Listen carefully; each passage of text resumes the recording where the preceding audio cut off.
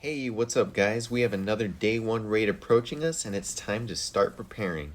In this video we are going to cover what your fire team should have going into the Root of Nightmares raid. We are going to discuss 3 areas which are ad clear, DPS, and champions. Let's get into it. First topic is ad clear. I think every team should have 1 or 2 stasis warlocks with turrets.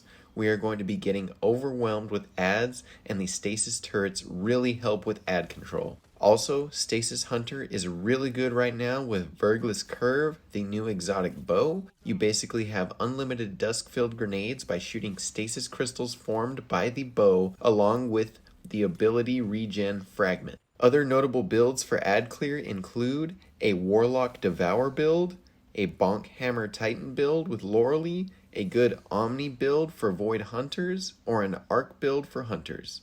Let's get into the weapons. Grenade launchers with blinding nades are S tier for high level content. I think every sub team within the raid should have one of these bad boys. They don't do a lot of damage, but they will keep large hordes of ads from shooting at you. The best rolls are perks that will reload them for you, like auto-loading holster or slide shot. Grenade launchers that can get these rolls include Lingering Dread, Pardon Our Dust, Ignition Code, Empty Vessel, Truth Teller, and Wilderflight. Another great weapon overall is Chill Clip fusion rifles, most notably Deliverance, Avrendil, Burden of Guilt, and Riptide. Some good grenade launchers for ad clear are Salvager Salvo and Forbearance with Chain Reaction. Both can wipe out lanes of ads with only a couple of shots.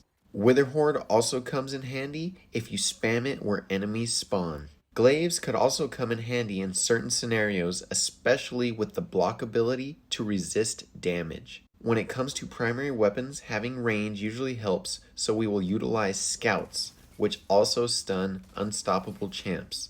Some good Scouts include Hung Jury, Doom of Chelches, Long Arm, and Vision of Confluence. Bows also have great range and also stun overload champions. Some good bows include Under Your Skin, Tripwire Canary, and Felled Taradiddle. And any pulse rifle with good range should also work great. Plus, they stun barrier champions. If the encounter doesn't require range, then you can utilize Incandescent, especially if you are running a solar subclass. Zalo's Bane, Battler, or Drang are great with this perk. Hand cannons are also great for mid to close range. And last but not least, Vex Mythoclast is a great all-around weapon for ad clear and also capable of doing some DPS with those linear rounds. Now let's talk about DPS. You definitely need 1 Well of Radiance, but 2 wouldn't hurt.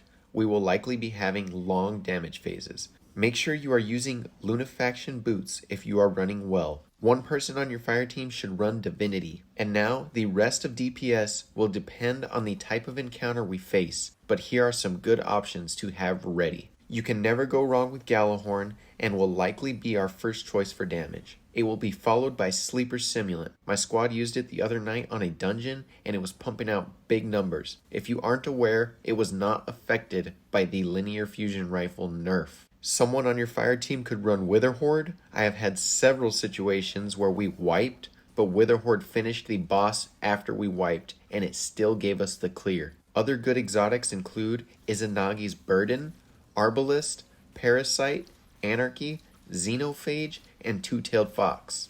If your team has 1 Gjallarhorn, everybody else could run legendary rocket launchers with Explosive Light or Chill Clip, along with Outbreak Perfected, especially if the damage phases are really long and you are running out of ammo.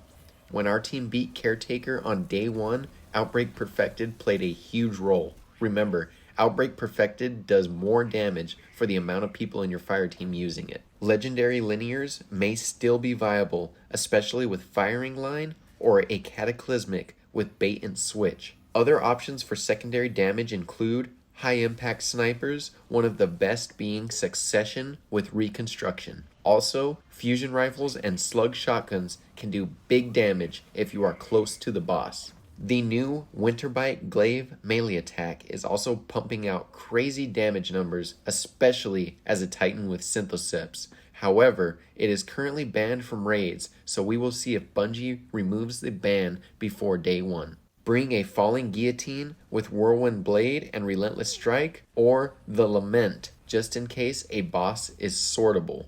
And I will definitely have my other half on me with Eager's Edge for those jumping puzzles. On your artifact mod, everyone should strive to unlock Ascendant Scepter in the final column.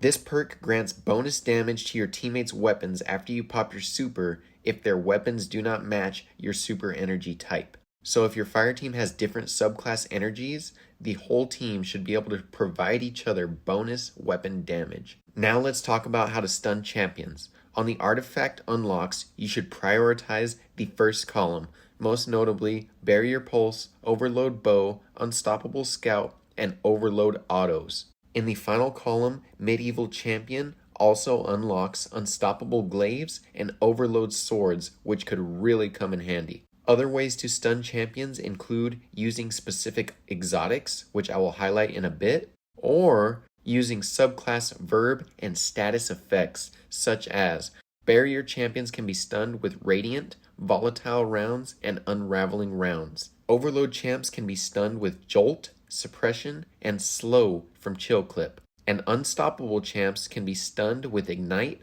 Blind, Shatter, and Suspend.